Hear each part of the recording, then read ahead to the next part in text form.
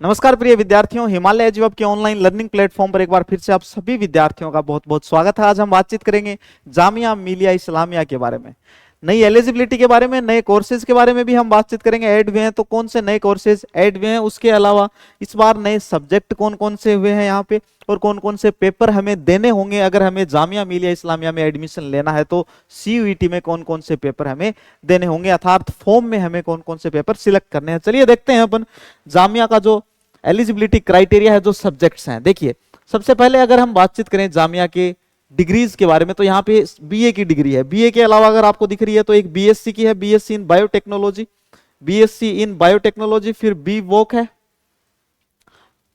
B वोक एक BSc honours physics है बेटा, बीएससी ऑनर्स केमिस्ट्री है, बीएससी ऑनर्स मैथमेटिक्स है, फिर दोबारा से बीए के कोर्सेज हैं। चलिए अब अपन देखते हैं इसका कंप्लीट डिटेल से एलिजिबिलिटी क्राइटेरिया, कौन कौन से पेपर हमें देने होंगे।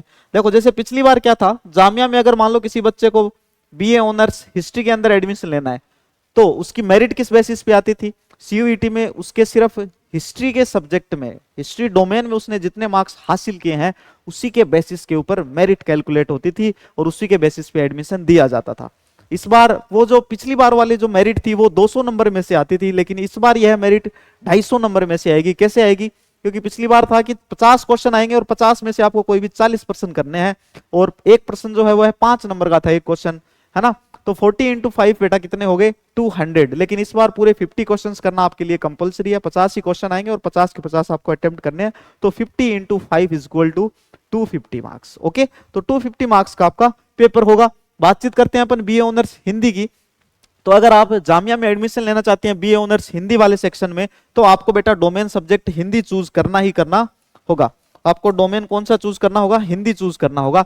एलिजिबिलिटी क्या रहेगी? सीनियर सेकेंडरी स्कूल सर्टिफिकेट और equivalent examination with not less than 50% marks in aggregate of best 5 papers in the subject concern. 12वीं क्लास में 50% से कम मार्क्स आपके नहीं होने चाहिए।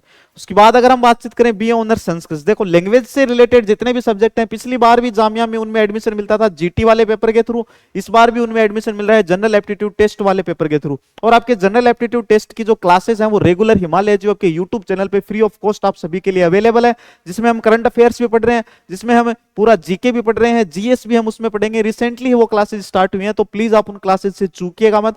उन क्लासेस को अभी ले लो। जो जिन बच्चों ने क्लासेस नहीं ली है वो उन क्लासेस को भी अटेंड कीजिए, और रेगुलर जो क्लासेस चलती रहती हैं उनमें लाइव सेशन में आप जरूर आया करो। आपका जीएटी वाला पोर्शन इतना अच्छा हो जाएगा, आपके मार्क्स इतने अच्छे आएंगे, फर्स्ट राउंड में ही आपका जामिया में एडमिशन हो जाएगा। अगर आप इनमें से किसी लैंग्वेज में एडमिशन लेना चाहते हैं और वो भी जामिया में एडमिशन लेना चाहते हैं जीएटी के पेपर के थ्रू, क्योंकि यहां कट ऑफ सिर्फ और सिर्फ एक जीएटी वाला पेपर ही बनाएगा आपकी।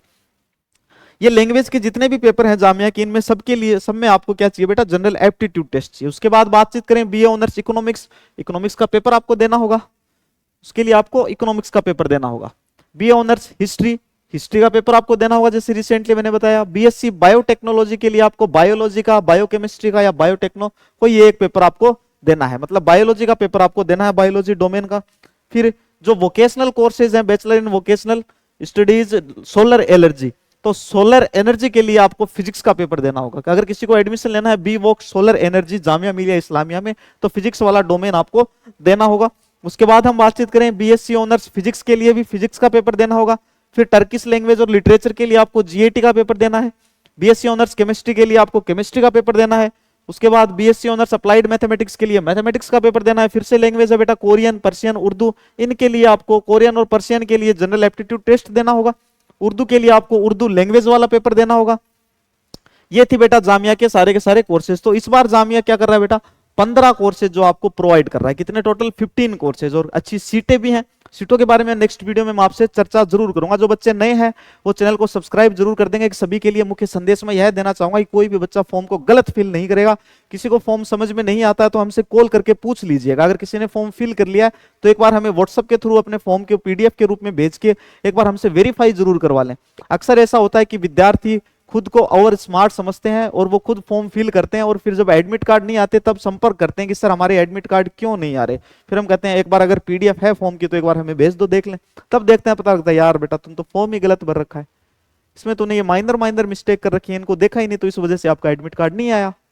बहुत सारे विद्यार्थियों के साथ ऐसा हुआ था। तो अगर आपके साथ ऐसा या तो ऐसा बिल्कुल भी आपके साथ ऐसा नहीं है, आप अपने फॉर्म को अच्छे से फिल करें, कोई दिक्कत होती है तो प्लीज हमें कॉल करें, व्हाट्सएप के थ्रू हमसे बातचीत करें, मैसेज करें, हम आपको आपकी जो क्वेरी है उसे तुरंत सोल्व कर देंगे।